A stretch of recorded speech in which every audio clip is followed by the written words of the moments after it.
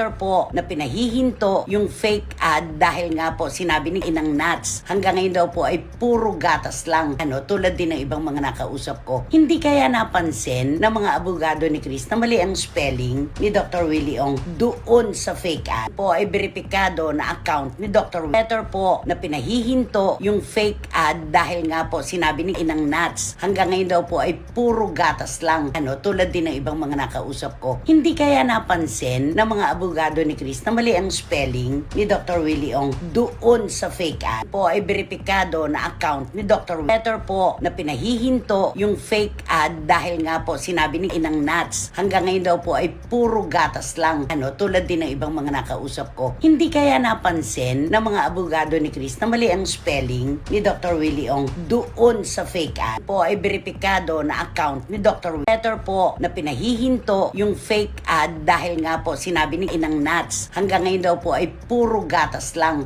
Tulad din ng ibang mga nakausap ko. Hindi kaya napansin ng mga abogado ni Chris na mali ang spelling ni Dr. Willie Ong doon sa fake ad po ay beripikado na account ni Dr. Letter po na pinahihinto yung fake ad dahil nga po sinabi ni Inang Nats hanggang ngayon daw po ay puro gatas lang. Tulad din ng ibang mga nakausap ko. Hindi kaya napansin ng mga abogado ni Chris na mali ang spelling ni Dr. Willie Ong doon sa fake ad po ay beripikado na account ni Dr.